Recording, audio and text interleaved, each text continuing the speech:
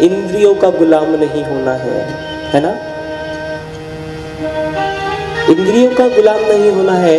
और 1400 वर्ष, क्योंकि उनका संयम था, उनका भोजन पे संयम था। अगर हम हमारे भोजन प्रसाद की व्यवस्था को सुधार दे तो हम हमारी आयु बढ़ा सकते हैं, है ना?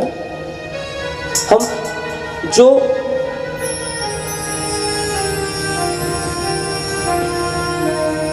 शायद हमें भी कोई याद कर रहा है। आज पता है आपको हम किसकी कथा श्रवण कर रहे हैं? किसने तप किया, किसने ध्यान किया 1400 वर्ष? चांगदेव स्वामी जी, है ना? जब वह पत्र लिखते हैं, ज्ञानेश्वर महाराज की जो छोटी बहन है, 8 वर्ष की है, जिसे कोई ज्ञानी जो क्या है, भक्ति से जुड़ी है, प्रेम से जुड़ी है, आज वह क्या करती है? जैसे ही पता चला 1400 वर्ष तक क्या है, बड़े महात्मा आने वाले हैं क्षेत्र में, आनंदी क्षेत्र में, है ना, पुणे के आनंदी क्षेत्र में कोई महान साधु आए हैं जिन्होंने 1400 वर्ष तप किया है। और 1400 वर्ष जब इन्होंने तप किया, बहुत सारी सिद्धि को प्राप्त हुई। और कहते हैं जिनके सभी पशु पक्षी अधीन हो जाया करते थे, जिनके पास इतनी कला थी कि चलते हुए पक्षी को वो उसके पर गिन सकते थे, वो चलते हुए पक्षी को रोक सकते थे, इतनी उनके अंदर ऊर्जा थी, इतना क्या था, तप था, इतनी शक्ति, इतनी पावर थी। और जैसे ही पता चला उन्हें कि यहाँ पे क्या है, 4 भाई बहन हैं जो असंभव कार्य करते हैं, समाज ने जिन्हें बहिष्कृत किया था ज्ञानेश्वर महाराज को, है ना? तो आज जैसे ही वो पत्र लिखते हैं, किसे? ज्ञानेश्वर महाराज जी को, या सभी 4 भैयाओं को, और 3 भाई और एक दीदी, है ना, एक छोटी बहन 8 वर्ष की, जिनका नाम था मुक्ताबाई। बराबर है?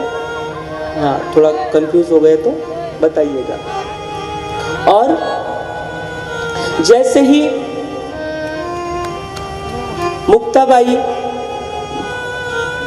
वो पत्र पढ़ती है, उस पत्र को खोलती है तो देखती है इस पत्र में क्या है, कुछ भी नहीं लिखा था। ज्ञानी तो बहुत थे ना, पर कुछ भी नहीं लिख पाए और खाली पत्र भेजा। और जैसे ही खाली पत्र भेजा तो छोटी बहन कहने लगी, मुक्ताबाई कहने लगी, 8 वर्ष की कन्या कहने लगी, अरे 1400 वर्ष का साधु जिसने इतना तप किया, ये 4 लाइन नहीं लिख पाया, कोरा का कोरा ही रह गया, है ना? जैसे ही ऐसे सुना तो अपने क्या ईगो हर्ट हुआ चांगदेव का। और जैसे ही ईगो हर्ट हुआ तो वो क्या किया उन्होंने? शेर पर बैठकर भगवान ज्ञानेश्वर के समक्ष आए। और तब 4 भैया कहाँ बैठे थे? एक दीवार पर बैठे थे, है ना? और जैसे ही मुक्ताबाई जी ने देखा कि कोई शेर पर बैठकर आ रहा है, तो अब क्या हुआ? अब ऐसा हुआ कि प्रभु ने अपनी लीला दिखाई, और जैसे ही वो समक्ष आया शेर, तो ये जो दीवार है वो दीवार भी चलने लगी और उसके समक्ष गई। जैसे ही देखा, अभिमान नष्ट हो गया चांगदेव का, और अभिमान जैसे ही नष्ट हुआ, अभिमान था मैं तो सब पर विजय पानी, मैंने सब पर विजय प्राप्त कर ली, पर जब पूर्ण सदगुरु समक्ष आते हैं ना तो हमें पता चलता है कि हम कितने पानी में हैं। तब हमें पता चलता है कि हमने कितना एजुकेशन, कितना ज्ञान अर्जित किया। आज 1400 वर्ष तप करने वाले महर्षि चांगदेव जब आए तो देखा कि मैं तो जीवंत सजीव चीजों पर ही अपना नियंत्रण प्राप्त कर सकता हूँ, ये तो कोई अगोचर ब्रह्म ही है जो निर्जीव वस्तु को भी चलायमान कर सकते हैं। आज जैसे ही देखा तो क्या हुआ, उस मुक्ताबाई को गुरु बना लिया, छोटी सी कन्या को गुरु बना लिया, अभिमान नष्ट हो गया। कभी जाइए बाबा की मूर्ति के समक्ष जाइए, मूर्ति समझने की तो भूल कीजिए ही मत, है ना। तो और देखिए तब पता चलेगा कि क्या पाना है, क्या पाने की कोशिश कर रहे हैं और क्या चाहिए। चांगदेव महाराज जी के पास क्या था, ज्ञान भी था, वैराग्य भी था, तप भी था, पर दो चीजें नहीं थी। कौन सी? एक सत्कर्म और एक क्या नहीं था, भक्ति। प्रेम और भक्ति, ये दो चीजें नहीं थी, प्रेम और भक्ति नहीं थी। कर्म तो किया करते थे पर प्रेम और क्या, भक्ति नहीं थी। तो फिर क्या हो गए, इतनी सी कन्या के समक्ष विचार। इसीलिए जैसे ही समझना होगा हमें, ये छोटी छोटी लीलाएं बहुत सारा रहस्य, अनंत मार्मिक रहस्य को हमारे समक्ष रखना चाहती है। पर जिज्ञासा है कि हमें कितनी जिज्ञासा है।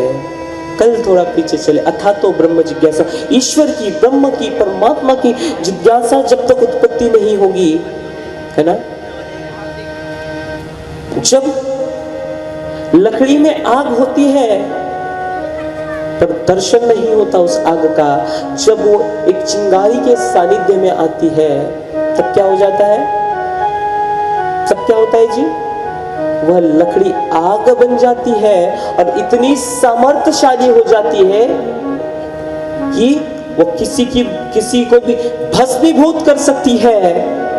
वो ऐसी लपटें बन जाती है आग की, है ना।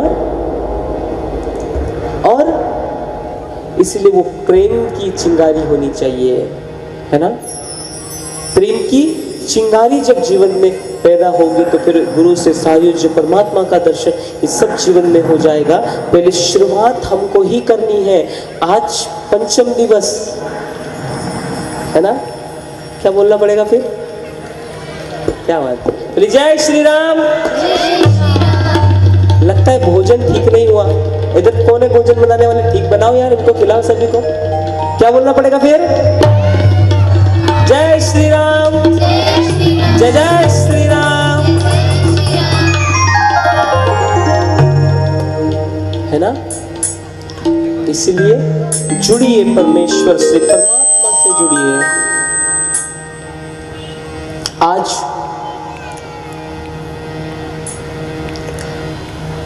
इसीलिए प्रेम और भक्ति का समन्वय होगा, फिर कर्म भी जीवन में चाहिए, अच्छे कर्म भी चाहिए, है ना। और उसके लिए क्या चाहिए, चिंगारी चाहिए, है ना। और जिसका प्रभु पे विश्वास होना, आज सुबह की न्यूज है, शायद आपने देखी भी होगी,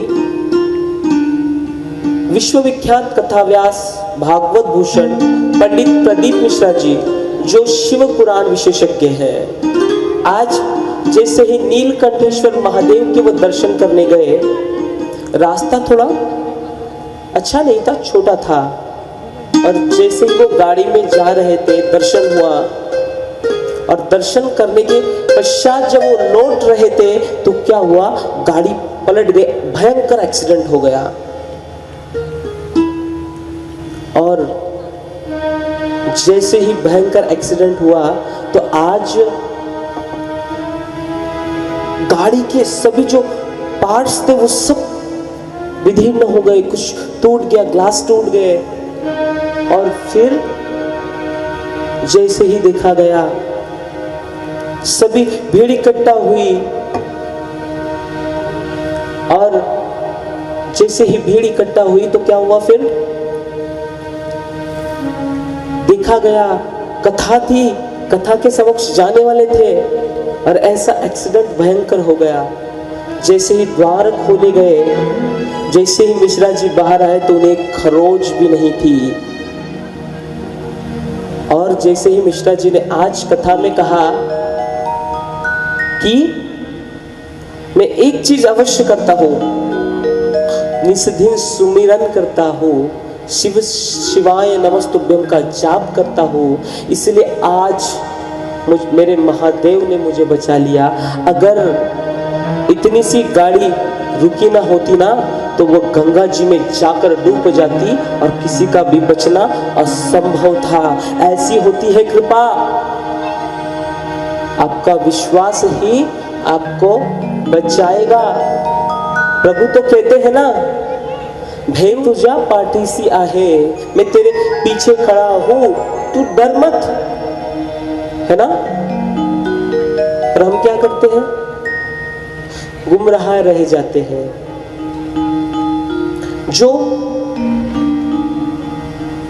मंजिल की खोज में जाते हैं वो मंजिल को प्राप्त कर लेते हैं, और जो निकल ही नहीं कर पाते घर के बाहर, वो गुमराह ही रह जाते हैं और बातें ही करते हैं। चिल्लाओगे अगर भीड़ में तो भीड़ ही बनकर रह जाओगे। अरे बाजीगर तो वो है जो चुपचाप से कुछ कर कर निकल जाएंगे और हम भीड़ ही बनकर रह जाएंगे। इसीलिए कर्म सिद्धांत होना चाहिए, हमारा कर्म शुद्ध होना चाहिए, आचरण शुद्ध होना चाहिए। एक होता है बोलना और एक होता है करना। आचरण का निर्माण ही तब होता है जब जीवन में पूर्ण सद्गुण का पदार्पण होता है, और जब भाव आता है, जब एक भक्त गाता है, तेरी शरण में आकर फिर आस किसके कीजिए, है ना। तेरे चरणों की सेवा मिल गई, अब आस किसकी नहीं। आइए चलते हैं, श्रवण करेंगे तेरी चरण में आकर।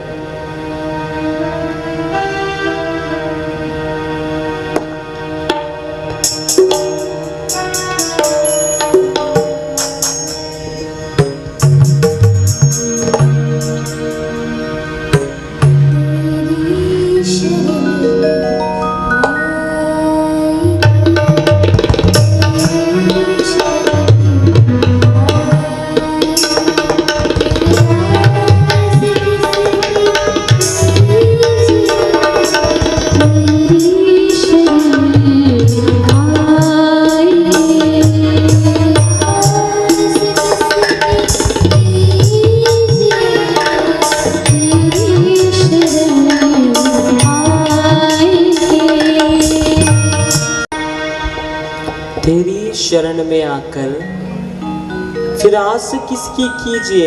ये बात तो ऐसे ही हो गई कि गंगा के किनारे बैठे हैं और बोतल का पानी पी रहे हैं, है ना। गंगा किनारे जाई के किस कूप का जल पीजिए। ये तो ऐसे ही मूर्खता भरी बातें हो गई। गंगा के किनारे गए और गंगा की कृपा से क्या हो गए? अनभिज्ञ हो गए। गंगा के तट पे बैठे हैं तो कोई लाभ नहीं ले पा रहे, है ना। चरणों से निकली गंगा प्यारी, है ना, तेरी चरण में आके। और इसीलिए उस हृदय में राम नाम को बसाना होगा। ये राम कथा तभी सफल हो पाएगी जब हम सुनना नहीं, आचरण करना सीखेंगे और राम कथा के माध्यम से कर्म करना सीखेंगे, है ना। पर कर्म तो हमारे बड़े गड़बड़ होते हैं। इसीलिए समझने की कोशिश मैं बार बार कहता हूं, ऐसे इशारे मंच से दिए जाते हैं कि हम समझना होगा, है ना। आज कल हमने श्रवण किया था कि प्रभु का विवाह संपन्न हुआ। कहां पे संपन्न हुआ? नया कहूंगा मैं, अयोध्या में, सॉरी जनकपुरी में संपन्न हुआ और अयोध्या में आनंद की बाढ़ आ गई। और जैसे ही आनंद की बाढ़ अयोध्या में आ गई, सभी और आनंद मंगल है ना। कोई भेद नहीं, कोई भेदभाव नहीं, सब आनंद मंगल, सब कोई ऊंच नीच नहीं। राम राज्य ऐसा ही है ना। राम राज्य की परिकल्पना हम आज भी करते हैं। सोचिए क्या होगा उस राम राज्य में, है ना, जहां कोई छल नहीं, जहां कोई कपट नहीं, जहां सभी प्रेम की भाषा बोलते, वो राम जी की अयोध्या है। और आज जैसे ही राम जी मंगलमय वातावरण अयोध्या में है, दशरथ जी आनंदित है ना। और किसी कार्यवर्ष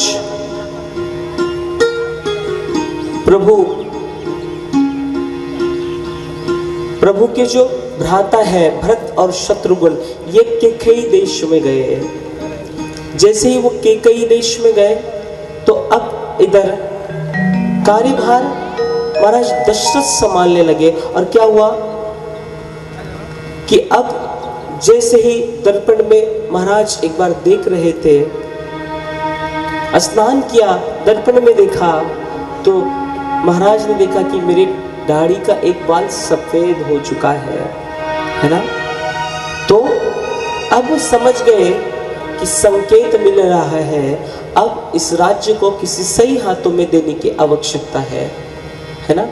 संकेत हमें भी मिलते हैं पर हम समझ नहीं पाते, है ना। उन्होंने बाल सफेद किए तो हमने डाई लगा ली, दांत गिर गए तो हमने प्लास्टिक की चिपका लिए, पर संकेत समझ, आंखें चली गई तो लेंसेस लगा ली, है ना, चश्मा लगा लिया, पर इशारे समझ। परमात्मा कहते कि आप तुम्हें लेटर लिखकर भेजो, है ना। कब सुमिरोगे राम, अंत समय आ जाएगा पर राम फिर आने वाला। हाँ, इसीलिए किसी परीक्षा को हमें देना हो, किसी कंपटीशन की हमें तैयारी करनी हो तो क्या करना पड़ता है जी, है ना। क्या करना पड़ता है? कंपटीशन तक हमें मोबाइल गेम खेलना होता है और कंपटीशन में जाके देखिए सबमिट और करना पड़ता है, ऐसा होता है। क्या करना होता है? फिर मेहनत करनी होती है, कंपटीशन के लिए तैयारियां करनी होती है और बाद में हम सफल होते हैं। और परमात्मा के कंपटीशन में अगर पास हो रहा है तो फिर एक दिन नाम लेंगे हो जाएगा, है ना। इतने सारे पल पल पर, है ना, छोटी छोटी एक झूठ को छिपाने के लिए 10 झूठ बोलने पड़ते हैं। ये तो अभी तक कल की चर्चा ही चल रही है, अभी तो कथा आरंभ ही नहीं हुई। तो एक झूठ के छिपाने के लिए 10 झूठ बोलना पड़ा, पर फिर भी इंसान झूठ बोलना नहीं छोड़ता। और फिर क्या है, दोष निर्माण होते चले जाते हैं। फिर एक बार राम कहने से पर्याप्त है ना। चाय पीते हो ना, बड़े संस्कारी हो, कोई नहीं पीता क्या? पीते नहीं, वो आवाज कम आई तो मुझे लगा क्या बता भाई, सब हमारे इधर है। हाँ जी, चलो पीते हैं। तो जैसे ही चाय, हम एक कप हम चाय पीते हैं तो उसमें शक्कर कितनी लगती है जी? एक दाना में हो जाएगा ना।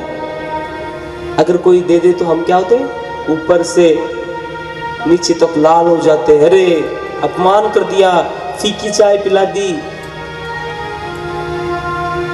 साकर नहीं का मंदिर तुमसे घरी पूछते तो ऐसे जैसे इनके घर पे फैक्ट्री हो शक्कर की, ऐसे भी मेहमान आते हैं आपके घर, है ना। तो जब एक शक्कर के दाने से आपका मूड डिस्टर्ब हो जाता है ना? कितनी चाहिए फिर? कम से कम 1 चम्मच चाहिए, ठीक है? कोई ज्यादा मीठा पीता होगा तो 1 किलो पकड़ लो। शक्कर खाओगे तो डायबिटीज हो जाएगा, पर राम नाम ऐसी शक्कर है जो कभी डायबिटीज होने देती, शुगर होने देती, कोई बीमारी को उत्पन्न करती, ये तो सब बीमारियों को हर लेती। ऐसा नशा करो, है ना? सारी लाते हैं लोग और ऐसा ऐसा करते हैं, है ना? ले खरी बोलते महाराज। आप क्या कि नहीं, जो घर में बैठे हैं ना, आप दिल पे मत लीजिए। इधर है क्या कोई ऐसा? इधर ही है क्या फिर? इधर चलो, यहाँ तो सभी लोग बहुत अच्छे हैं। तो फिर क्या हुआ? क्या विषय चल रहा था? अरे इतने ध्यान से सुन रहे हो आप, है ना? हाँ, प्रभु जैसे ही राजा दशरथ ने देखा जो बहुत अच्छे शासक हुए, तो आज मन में विचार आया कि क्यों ना हम अपने बड़े पुत्र राम को राजा बना दे। जैसा ही ऐसी बात मन में आई, सुमंत और कुलगुरु वशिष्ठ जी से बात की इस विषय में, और जैसे ही आज यह बात हुई, चर्चा हुई, और बात जैसे ही बाहर आई कि राम राजा बनने वाले हैं, है ना? एक विशेष दिन नियुक्त किया गया प्रभु के राज्य अभिषेक के लिए। चारों ओर राम जी के राज्य अभिषेक की क्या चल रही है? चर्चाएं चल रही है। राम राजा बनेंगे, राम राजा बनेंगे, हमारे प्रिय राम राजा बनेंगे। राम जी का चरित्र ही ऐसा है कि हर एक व्यक्ति उनसे क्या करता है? प्रेम करता है। हर एक व्यक्ति उन्हें अपना बनाना चाहता है। हर एक व्यक्ति उनसे क्या करता है? उनसे मिलना चाहता है, उनसे बात करना चाहता है। हमारा कैसा होता है? हमसे कोई एक बार मिल ले तो दोबारा फोन पे भी बोलने वाला है, क्योंकि हम ऐसा टाइप करते हैं उसको कुछ हो जाए ऊंच नीच तो। पर स्वभाव को भी बदलना सीखो। प्रेम ऐसा करो, ऐसा स्वभाव बनाओ कि जब तुम कहीं जाओ ना, तो क्या मन करे कि अरे नहीं, इस व्यक्ति से क्या करना है? बात करनी है ना? मुख को ऐसा, प्रभु सदैव मुस्कुराते हैं। कभी उनके, जब वो वन में गए ना, कभी भी उनके मुख पर नाराजगी नहीं है, सैडनेस कभी नहीं। वो हमेशा स्माइल करते हैं, हमेशा मुस्कुराते, स्मित हास्य रखते हैं प्रभु। चलिए, द्वापर की अगर यात्रा करें तो, है ना, मुस्कुराहट, कान्हा जी की मुस्कुराहट इतनी मधुर, इतनी सुंदर है, अगर कोई देख ले तो फिर खड़ा होने के लायक ही नहीं बचता। डायरेक्ट तीर यहाँ लग जाता है। और क्या हुआ? भगवान कृष्ण के जाल में, कृष्ण के प्रेम में पड़ गए। आज भी कई ऐसे भक्त वृंदावन में आप जाकर देखिए कि जो विदेश से आए तो थे घूमने के लिए, पर जैसे ही कृष्ण से मुलाकात हुई, है ना, आंखों ही आंखों में जैसे बात हुई, तो दिल गवा बैठे, छीन के ले गया दिल जिगर, सावरा जादूगर। ऐसे भाव निकले, क्योंकि क्या? प्रभु हमेशा स्मित हास्य रखते। मुख में क्या रखते हैं? कोई चोर कह दे, कोई कुछ भी कह दे, प्रभु क्या करते हैं? हंसते रहते हैं, हंसते हैं, है ना? एक बार क्या हुआ, एक गोपी ब्रज की, तो जब हर गांव में क्या होता है ना कि एक अंकल या एक आंटी ऐसी होती है जिससे सब बच्चे डरते हैं। अगर वो रास्ते से चले जाए तो बच्चे रास्ता पलट देते हैं। अब तो नहीं होना ऐसे? क्या है? अगर आंटी इस रास्ते से दिखी तो बच्चे क्या करते हैं, रास्ता पलट देते हैं, इतनी खतरनाक। अब वहां पे भी थी, वृंदावन में भी थी एक गोपी ऐसी। और अब जैसे ही गोपी थी तो आज जैसे ही सब लोग सभी गोपियां चर्चा कर रही थी, तो ललिता विशाखा जो चर्चा कर रही थी, आज ना कान्हा ने मेरे यहाँ की मटकी फोड़ दी, है ना। जैसे ही ये गोपी ने सुना, नया साउंगा वाली ने, गोपी ने सुना, तो फिर क्या हुआ,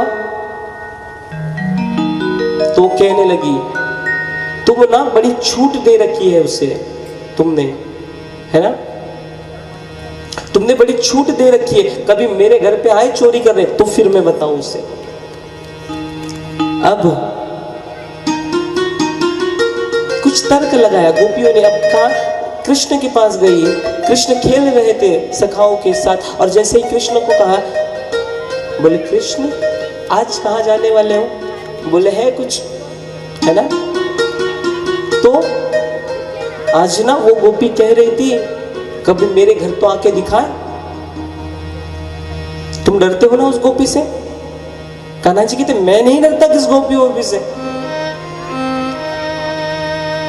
मैं अपने अधिकार को लेना जानता हूं, और माखन पर तो ब्रजवासी का ही अधिकार है। तो फिर आज क्या हुआ, यही बात कहां बताई गई, उस गोपी को बताई गई। क्या बताया गया कि आज कन्हैया आने वाला है, सतर्क रहना। अब जैसे हुआ, जैसे ही देखा, और गोपी, अब उसने क्या किया, सब कुछ लटका दिया, है ना। क्या छीका बोलते हैं उसे, छीका क्या बोलते हैं आपके एरिया में, वही बोलते हैं ना। तो छीके पे उसने क्या किया, मटकी रख दी, और जैसे ही छीके पे मटकी रख दी तो अब क्या हुआ, अब कान्हा जी ने देखा, ऊपर से नीचे तक देखा, और क्या हुआ, अब जैसे ही देखा तो क्या लटकाई हुई थी ऊपर, घंटी, है ना, एक बेल एक घंटी गोपी ने लगा रखी थी। और जैसे ही कान्हा आए, मटकी को हाथ लगाए और घंटी बजे और हम उसे पकड़ ले, ठीक है। अब कान्हा जी ने सोचा दिमाग तो लगाया है गोपी ने, है ना, दिमाग तो गोपी ने भली भांति लगाया है, पर जो हमको टक्कर दे सके ऐसा कभी ब्रज में आया नहीं। अब गोपी भी बड़ी तगड़ी थी, 2 भैंसों का दूध वो अकेली ही पी जाया करती थी, इतनी तगड़ी गोपी थी। और अब जैसे ही गोपी देखा, प्रभु को देखा, प्रभु ने क्या किया, सभी सखाओं को बुलाया गया, है ना। सभी सखा एक दूसरे के ऊपर खड़े हुए, और ऊपर कान्हा जी गए, और कान्हा जी ने क्या आदेश दिया घंटी को कि देखो बजना मत। कान्हा जी ने क्या आदेश दिया,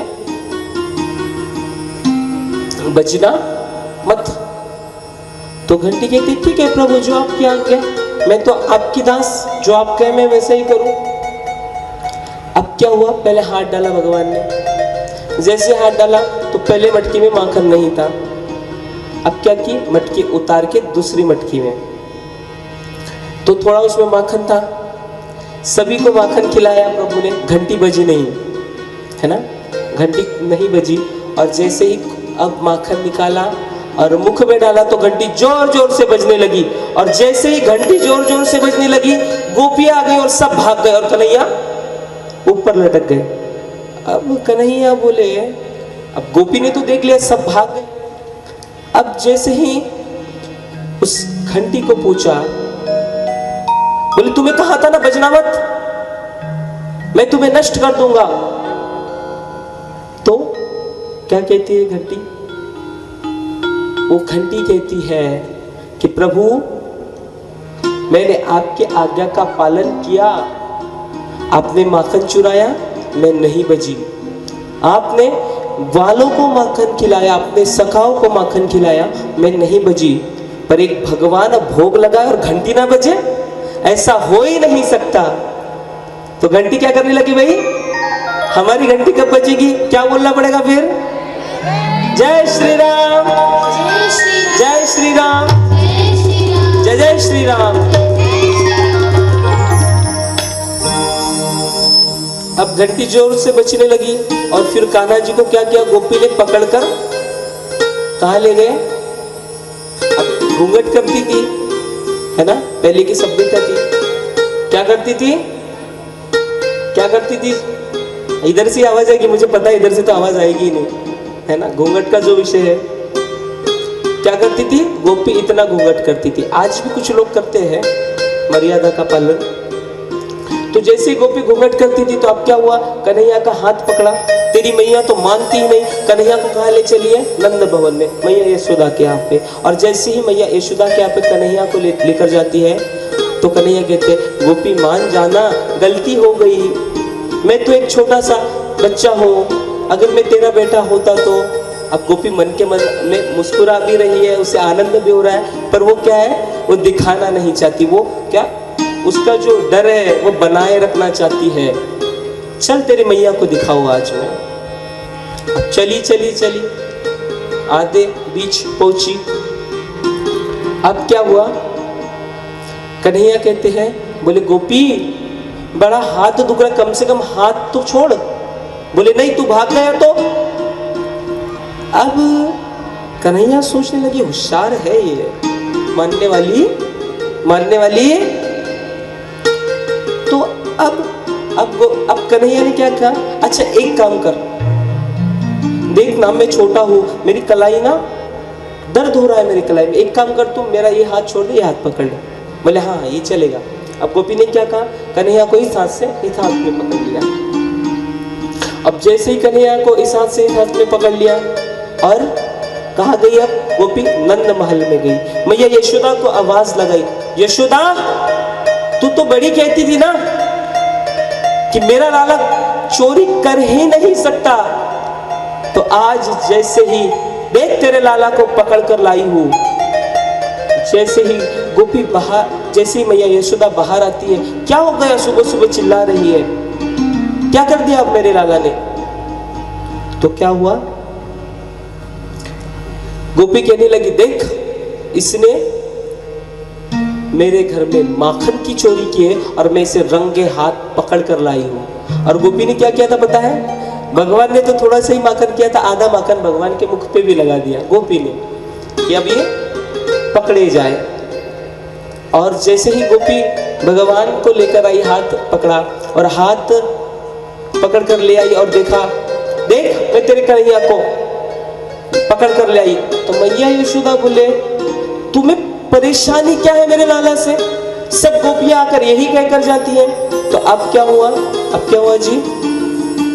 अब कहने लगी, मेरा लाला तो अंदर सोया है। गोपी कहने लगी, हाँ यशोदा को बताकर गया होगा कि मैं सोने जा रहा हूँ, है ना।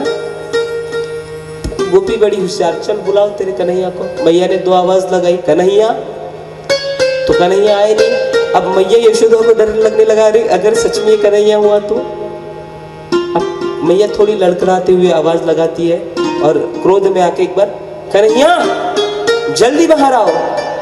जैसे ही कन्हैया सुना, कन्हैया अंदर से बाहर, अरे मैया क्या सुबह सुबह उठा दिया। अब जैसे ही गोपी ने देखा तो क्या हुआ? क्या हुआ? अभी हाथ में भी कुछ है, कन्हैया तो सामने है, हाथ में कुछ पकड़ा है। अब ये कौन है? जैसे ही गोपी ने पल्लो उठाया, पीछे देखा तो अपने ससुर को पाया और ससुर के मुख पर, ससुर की दाढ़ी पर क्या लगा था? माखन लगा था। और कन्हैया कहते हैं गोपी को, अब की बार अगर पकड़ने की कोशिश की ना, ससुर को नहीं तेरे खसम को पकड़ा कर जाऊंगा। तो ऐसी लीला है और ऐसी लीलाओं में भी प्रभु का क्या है? आनंद है ना। तात्पर्य यही है, प्रभु आनंद स्वरूप है। कृष्ण ही भी वही अवतार है, प्रभु रामचंद्र जी भी वही अवतार है। फर्क इतना है कि प्रभु रामचंद्र जी का जो अवतार कार्य ये कैसा है? यह प्रेरणादायक है। प्रभु राम जी का जो चरित्र ये संयम सिखाता है, साधना सिखाता है। प्रभु रामचंद्र का जो कार्य है वो क्या सिखाता है हमें? एक जीवन जीने की कला सिखाता है। और वैसे ही भगवान कृष्ण क्या सिखाते हैं? आनंदित रहने की कला सिखाते हैं, है ना। जीवन में आनंद, मुस्कुराना, प्रेम की परिभाषा भगवान कृष्ण सिखाते हैं। अवतार एक ही है ना। शक्ति एक ही है पर कन्वर्ट हो जाती है हर एक इसमें कन्वर्ट। जैसे एक स्त्री की 4 रूप है ना। एक स्त्री के कितने रूप हैं? 4। इधर वाले कहेंगे आपको पता है 4 है। हमारे यहाँ तो जब झगड़ा होता है ना तो 8-8 रूप हो जाते हैं। पूरी नवरात्रि की 9 दुर्गाएं हमें याद आ जाती है ना। तो कितने रूप होते हैं? 4। किसी की बेटी एक स्वरूप पकड़ लो, है ना। वही नारी है उसी को बेटी कहा जाता है। वही नारी है उससे किसी की क्या कहा जाता है? पत्नी कहा जाता है। वही नारी है किसी की माँ बनती है। और वही नारी किसी की क्या बनती है? बहन बनती है। कितने रिश्ते हो गए? 4। नारी कितनी है? एको ब्रह्म द्वितीयं नास्ति। ईश्वर एक ही है। उससे पूजने वाले, उससे मानने वाले कितने हैं? अनेक है। जैसे प्रभु को देख लिया वैसे नाम रख दिया, है ना। जैसे किसी ने माखन चुराते देख लिया तो माखन चोर रख दिया। कहा ये बड़े टेढ़े हैं तो बांके बिहारी रख दिया, है ना। कल्पना से परे है प्रभु। सोचा कि ये क्या है? मर्यादित अवतार है तो प्रभु श्री रामचंद्र रख दिया। चंद्र की भांति सुंदर है तो क्या रखा? कृष्णचंद्र रख दिया, रामचंद्र रख दिया। ऐसे भगवान के नाम जो गुणों के आधार पर रखे हैं। और राम कथा इशारा करती है उस नाम की ओर जो अव्यक्त है, जो शब्दों में नहीं आता, जो श्वासों में सद्गुरु प्रकट कर देते हैं। और वो निरंतर अपने घट के भीतर वह आदि नाम चलायमान रहता है ना। इसीलिए आज जैसे ही अयोध्या में सभी को पता लगा प्रभु का क्या होने वाला है? राज्य अभिषेक होने वाला। बड़ा मंगलमय वातावरण, बड़ा आनंदित वातावरण। और जैसे ही दासी, किसको पता चला? किसको पता चला? मंत्रा को, है ना। मंत्रा कौन है? ये केकई की दासी है। और जैसे ही मंत्रा को पता चला तो मंत्रा कहाँ गई? केकई की भवन में गई और केकई को कहने लगी तुम्हें कुछ पता भी है? इतना साज श्रृंगार कर रही है, तुम्हें कुछ पता है? तो महारानी केकई कहती नहीं मुझे कुछ पता नहीं, आप बताएं। तो मंत्रा कहती है उस राम का राज्य अभिषेक होने वाला है। जैसे ही केकई सुनती प्रसन्न हो जाती है, अपने गले की माला निकालकर मंत्रा को दे देती है और घूमने लगती है, झूमने लगती है, आनंदित होती है। पर मंत्रा को ये देखा नहीं जाता। मंत्रा माला निकालकर जमीन पर फेंक देती है और कहती है हे रानी, तुम्हें स्मरण भी है कि तुम क्या कर रही हो? रानी केकई आनंदित तो कहती है जो मैं वर्षों से प्रभु से मांग रही थी आज वो पूरा हो चुका है। मुझे स्मरण है कि मैं क्या कर रही हूं। जैसे ही मंत्रा ने सुना कि रानी समझने वाली नहीं, अब गलत बातें बताने लगी, भ्रमित करने लगी। और क्या कहने लगी? जब वो राम राजा बनेगा ना तो तुझे वन भेज देगा, तेरे भरत को वहां, और जो तेरी दीदियां है ना, माता सुमित्रा और माता कौशल्या, ये तुझे दासी बनाकर रखेंगी, दासी बनाकर। तेरे भरत को बड़ी कष्ट, बड़ी पीड़ा होगी। जैसे ही ऐसे सुना, कटु वचनों को सुना, तो आज केकई ने क्या कहा? बोले हे मंत्रा, तुम ही मेरी हितकारी हो, अब तुम ही बताओ मैं क्या करूं। तो जैसे ही सुना, आज जैसे ही केकई मंत्रा को देखो, कुसंगत प्रवेश कैसा करता है मस्तिष्क में, है ना।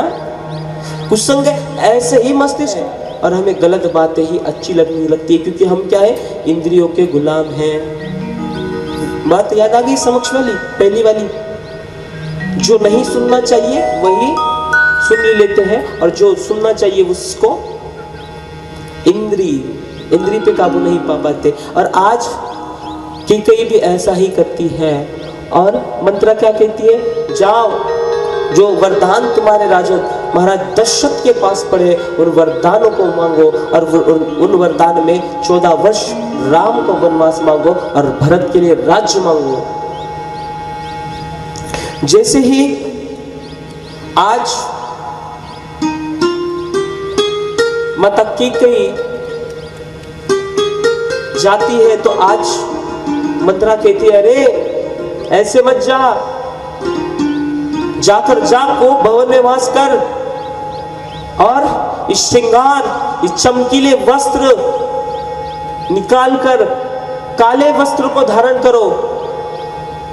जैसे ही सुना वैसे ही किया, और क्या किया, काले वस्त्र को धारण किया और कोप भवन में जाकर लेट गई, अंधकार कर लिया।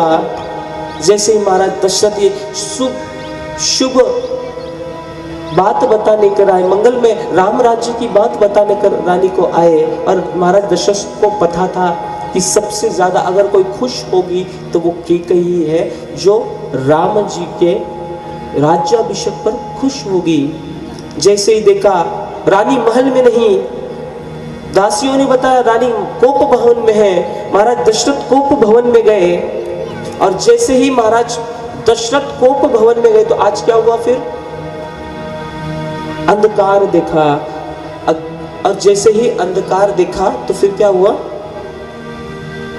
जैसे ही अंधकार देखा तो आज महाराज थोड़े परेशान हो गए। आज क्या हुआ, रानी को हंसते मुस्कुराते कहते हैं, हे देवी, हे रानी, हे कैकेयी, आज तुम्हारी वर्षों की इच्छा को मैंने पूर्ण किया है। तुम कहती थी ना कि राम को राजा बनाओ, राम को राजा बनाओ। आज वो समय आ चुका है कि राम महाराज बनने वाले हैं, राम राजा बनने जा रहे हैं। जैसे ही कहा, आज कटु वचन कहती है कैकेयी, आप मुझे क्या कहते हो? आपने मुझसे कभी पूछा ये निर्णय लेने से पहले? महाराज कहते हैं, हे रानी, हे देवी, तुम्हें कोई परेशानी है? तुम्हें कुछ चाहिए? आज अगर तुम्हें कुछ चाहिए तो आज अगर तुम कहती हो कि मुझे चांद चाहिए तो मैं वो भी लाकर रख दूंगा। मैं इतना आनंदित हूं, है ना? हम भी तो ऐसे ही करते ना। चांद ताड़े तोड़ लाऊंगा, अपनी संपत्ति हो गए थे, हैं? मैं सब छोड़ दूंगा तेरे लिए, और तेरे की डूब मरेगा फिर समुद्र में। हाँ, ये कॉलेज लाइफ की बात है, आपका भी टाइम गया होगा, आपको भी समझेगी। तो क्या है, ऐसी बातें होती है। और जैसे ही चांद तारों की बातों से याद आ गया, ज्यादा हंसी मत, हमारे साथ भी हुआ है कभी कभी। तो फिर क्या हुआ, जैसे ही कैकेयी ने श्रवण किया, आप क्या मुझे दोगे कुछ? आपने तो वो वरदान भी नहीं दिए, जो 3 वरदान मेरे आपके पास पड़े हैं। बाकी मैं किस चीज की अपेक्षा करूं आपसे? आप तो वो वरदान भी मुझे दे नहीं पाए, जो वचन आप मुझे दे चुके हैं। तो महाराज कहने लगे, अच्छा ये बात है, तो ठीक है, आपको जो चाहिए वो मांग लो। तो बड़ी कठोरता से कहती है, मुझे पहले वरदान में राम का राज्याभिषेक नहीं, भरत का राज्याभिषेक चाहिए। महाराज शांत हो गए और सोचने लगे। थोड़ी देर विचार विमर्श किया और कहा, तथास्तु, दिया। और एक बात भी कही, हे देवी तुम्हें ये थोड़ा अनुचित नहीं लग रहा? बड़े भाई का ही राज्याभिषेक होना चाहिए, पर फिर भी तुम मांगती हो तो मैंने दिया, अब दूसरा वरदान मांगो। जैसे ही दूसरा वरदान मांगती है और कहती है मुझे दूसरे वरदान में राम के लिए 14 वर्ष का वनवास चाहिए, जैसे ही ऐसा कहा महाराज धरती पर गिर पड़े। अचानक से धड़कन रुकने लगी। हे देवी तुमने ये क्या मांग लिया? आज कहती है हे राजा, हे रघुकुलवंशी, तुम आपको शोभा नहीं देता महाराज स्त्रियों की भांति विलाप करना। क्षत्रिय धर्म का पालन कीजिए, वचनों को पूर्ण कीजिए जो वचन मुझे आपने दिए हैं। महाराज रोने लगते हैं, विलाप करने लगते हैं। अगर प्राण मांगे होते तो दे दिया होता, तुम तो श्वासों को मांग रही हो। श्वासों के बिना इंसान तड़पने लगता है। प्राण एक पल को उड़ जाए तो व्याधि खत्म हो जाती है, पर सांस धीरे धीरे छीनने लगे ना तो इंसान तड़प उठता है। श्वास अगर रुकने लगे तो तुमने तो प्राण ही मांग लिए, मेरे प्राण आधार राम को ही मांग लिया। हे कैसा कटु हृदय है तुम्हारा, हे कुलघातिनी, ये कैसा तुमने निर्णय लिया है। आज जैसे ही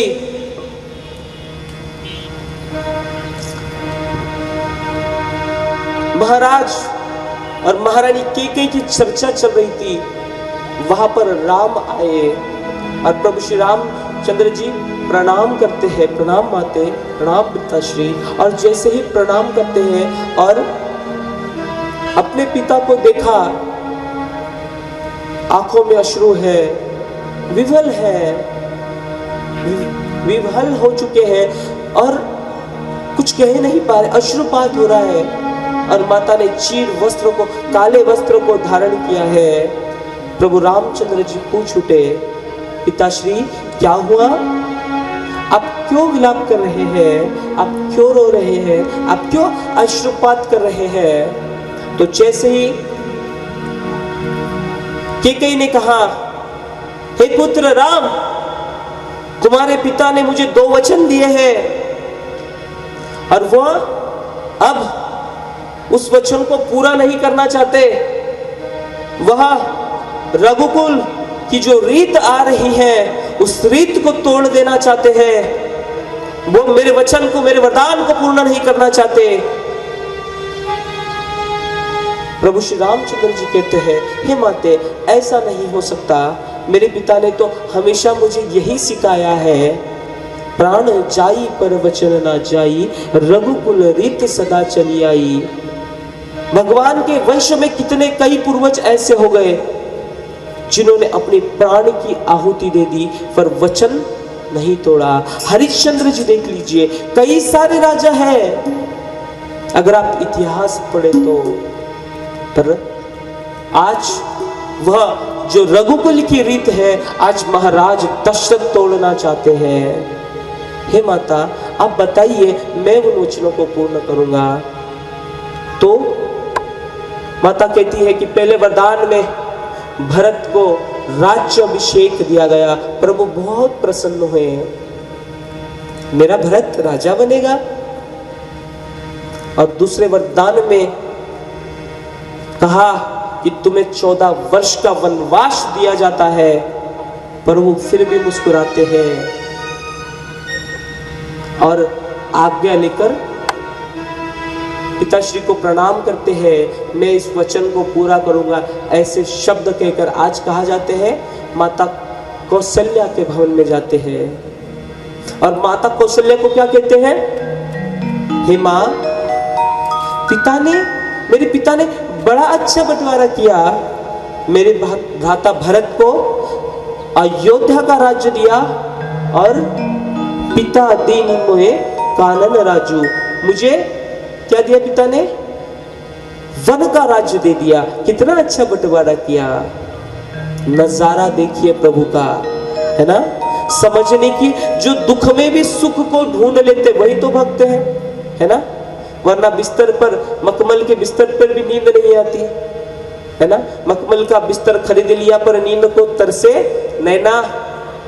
किसी किसी को कांटों पर भी सोकर दिल को चैना, है ना। बिस्तर खरीद सकते हो पैसों से, पर नींद कहां से खरीदोगे। मिष्ठान खरीद सकते हो पैसों से, भूख कहां से खरीदोगे। कभी नहीं सोचा।